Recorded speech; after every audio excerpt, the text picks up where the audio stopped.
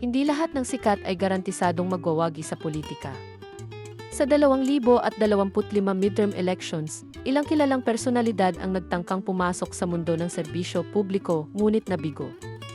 Si Marjorie Barreto, dating aktres at celebrity mom, ay nabigo sa kanyang laban bilang konsehal ng Caloocan. Sa kabila ng kanyang aktibong pangangampanya, nagtapos siya sa ika-7 pwesto na may mahigit 100,000 boto. Si Dennis Padilla, veteranong komedyante, ay hindi rin nakalusot sa pwesto ng konsehal sa ika-2 distrito ng Caloocan. Nasa ika-6 na pwesto lamang siya na may mahigit 7,000 boto. Sa kabila ng ingay sa kampanya, tila naapektuhan siya ng kontrobersyang may kaugnayan sa kanyang pamilya.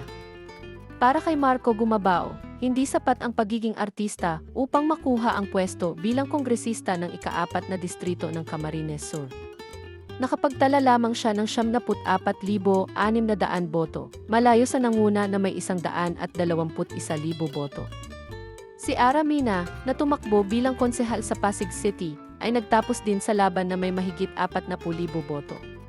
Sa kabila ng suporta ng kanyang mga tagahanga, hindi ito naging sapat para sa kanyang tagumpay. Hindi rin pinalad si Alger Abrenica na makuha ang pwesto bilang konsehal ng Angeles City.